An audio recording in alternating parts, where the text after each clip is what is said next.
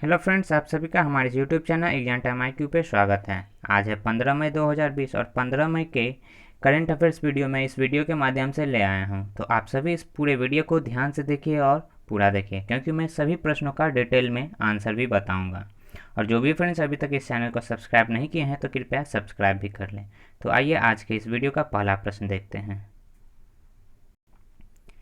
PM cares fund के तहत कितने रुपये आवंटित हुए हैं? तो PM केयर्स फंड के तहत कुल 3100 रुपये अब तक आवंटित हो चुके हैं। और PM केयर्स का पूरा नाम हो गया prime minister citizen assistance and relief in emergency situation fund. इस फंड की अध्यक्षता प्रधानमंत्री नरेंद्र मोदी कर रहे हैं और इसके सदस्य हैं वित्त मंत्री, गृह मंत्री, रक्षा मंत्री। इन 3100 करोड़ रुपया में से 2000 करोड़ रुपया वेंटिलेटर खरीदने के उपयोग में किया जाएगा। यह वेंटिलेटर मेड इन इंडियन होंगे। फिर 1000 करोड़ रुपया राज्य सरकार और केंद्र शासित प्रदेशों को दिया जाएगा। और जो बचे हैं 100 करोड़ रुपया वो वैक्सीन डेवलपर्स को दिया जाएगा, जो कोरोना से संबंधित वैक्सीन बनाएंगे। और PM केयर्स PMNRF फंड से अलग है। PMNRF फंड का पूरा नाम है prime minister national relief fund. ये दोनों अलग अलग फंड हैं। अब अगला प्रश्न देखते हैं। वैश्विक ऊर्जा संक्रमण सूचकांक में भारत को कौन सा स्थान मिला है? तो इस सूचकांक में भारत को स्थान मिला है 74। कुल 115 राष्ट्रों की सूचकांक जारी की गई है, उसमें भारत की रैंक का ये 74। पहले स्थान पे स्वीडन रहा और स्वीडन लगातार तीसरे साल पहले स्थान पे रहा है। यह इंडेक्स वर्ल्ड इकोनॉमिक फोरम, विश्व आर्थिक मंच द्वारा जारी किया जाता है, WEF। और WEF विश्व economic forum, world economic forum के हेडक्वार्टर है जेनेवा में, जो कि स्विट्जरलैंड में है। और WEF की स्थापना हुई थी जनवरी 1971, जनवरी 1971 में। आइए अब अगला प्रश्न देखते हैं। किसने घोषणा की है कि अब CAPF कैंटीन में स्वदेशी उत्पाद मिलेंगे? तो यह घोषणा गृह मंत्री अमित शाह ने की है। CAPF का पूरा नाम हो गया सेंट्रल आर्म्ड पुलिस फोर्स। यह नियम देश भर के सभी CAPF कैंटीन में 1 जून 2020 से लागू हो जाएंगे। और इस कदम से लगभग 2800 करोड़ रुपए की मूल्य बचत होगी। 2800 करोड़ रुपए। आइए अगला प्रश्न देखते हैं। अब NDB ने भारत को कोरोना वायरस से लड़ने हेतु कितने डॉलर की ऋण प्रदान किया है? तो यह ऋण है $1 बिलियन का, $1 बिलियन। इन पैसों से भारत कोरोना महामारी के प्रसार को कम करेगा, मानवीय, सामाजिक और आर्थिक नुकसान की भरपाई करने में सहायता मिलेगी। $1 बिलियन। NDB पूरा नाम हो गया न्यू डेवलपमेंट बैंक। यह बैंक ब्रिक्स देशों द्वारा स्थापित किया गया है, BRICS। ब्रिक्स का पूरा नाम हो गया ब्राज़ील, रसिया, इंडिया, चीन एंड साउथ अफ्रीका। ब्रिक्स देशों की स्थापना 2009 में हुई थी और 2010 में इसमें साउथ अफ्रीका शामिल था। पहले सिर्फ BRIC ही देश थे और उसके बाद 2010 में साउथ अफ्रीका इसमें जुड़ गया। न्यू डेवलपमेंट बैंक, तो इस बैंक की हेडक्वार्टर है शंघाई, जो कि चीन में है। और इस बैंक की स्थापना हुई थी 2014 में। और इस बैंक के अभी हेड हैं, प्रेसिडेंट हैं KV कामत, जो कि एक इंडियन बैंकर हैं। KV Kamat new development bank के प्रेसिडेंट हैं। आइए अगला प्रश्न देखते हैं। अब ICMR किसके साथ मिलकर सेरो सर्वेक्षण करेगा? सेरो सर्वेक्षण, तो यह ICMR NCDC के साथ मिलकर यह सर्वेक्षण करेगा। इस सर्वेक्षण का उद्देश्य जिला स्तर पर कोरोना संक्रमण के प्रसार की निगरानी करना है। यह सर्वेक्षण चयनित जिलों में जनसंख्या आधारित होगा। अब NCDC, तो NCDC का पूरा नाम हो गया national centre for disease control. और ICMR का पूरा नाम हो गया Indian council of medical research. अगला प्रश्न है। अब UPSC के सचिव के रूप में किनकी नियुक्ति हुई है?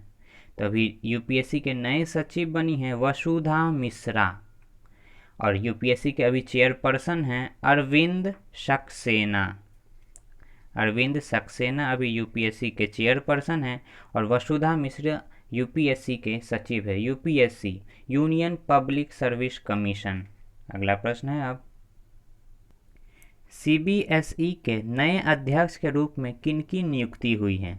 तो सीबीएसई के नए अध्यक्ष बने हैं मनोज आहूजा। इससे पहले सीबीएसई के अध्यक्ष अनीता करवाल थी। अब इनकी नियुक्ति स्कूली शिक्षा एवं साक्षरता सचिव के रूप में हुई है। तो यह जगह रिक्त था, तो सीबीएसई के नए सचिव बन गए हैं Manoj Ahuja. CBSE central board of secondary education, केंद्रीय माध्यमिक शिक्षा बोर्ड। इसका हेडक्वार्टर है न्यू दिल्ली में। आइए अब अगला प्रश्न देखते हैं। अमेरिका द्वारा किए गए 7 देशों के बैठक में भारत का प्रतिनिधित्व किसने किया है? तो भारत का प्रतिनिधित्व एस जयशंकर ने किया है। एस जयशंकर बैठक में Brazil, Israel, Japan, Australia, India और कोरिया ने भाग लिया था। इस बैठक के जरिए भाग लेने वाले देशों से समर्थन देने को कहा गया है, जिससे ताइवान को विश्व स्वास्थ्य संगठन WHO का पर्यवेक्षक बनाया जा सके। ताइवान को WHO का पर्यवेक्षक बनाने के लिए यह 7 देशों की बैठक हुई थी। आइए अब नवा प्रश्न देखते हैं। फेड कप हार्ट अवार्ड किसने जीता है? तो फेड कप हार्ट अवार्ड भारतीय महिला टेनिस खिलाड़ी सानिया मिर्जा ने जीता है और यह अवार्ड जीतने वाली प्रथम भारतीय हो गई हैं सानिया मिर्जा। अगला प्रश्न देखते हैं अब 10वां। जेरी स्टीलर जिनका निधन हो गया वे कौन थे? तो जेरी स्टीलर अमेरिकन कॉमेडियन अभिनेता थे। अमेरिकन कॉमेडियन अभिनेता थे और इनकी मृत्यु 92 वर्ष की अवस्था में हो गई है। आइए 11वां प्रश्न देखते हैं अब। होप पोर्टल किसने लॉन्च किया है? तो यह पोर्टल उत्तराखंड राज्य सरकार द्वारा लॉन्च किया गया है। इस पोर्टल के माध्यम से राज्य में युवाओं के लिए रोजगार के अवसर बढ़ेंगे। होप का पूरा नाम हो गया helping out people everyone. Helping out people everyone Uttarakhand द्वारा शुरू किया गया था। उत्तराखंड की कैपिटल है, राजधानी है देहरादून।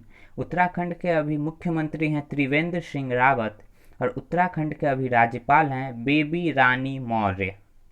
आइए 12वां प्रश्न देखते हैं अब। किस राज्य ने लोगों के लिए ऑनलाइन OPD सेवा शुरू की है? तो महाराष्ट्र सरकार ने अपने सभी नागरिकों के लिए ऑनलाइन OPD सेवा शुरू की है।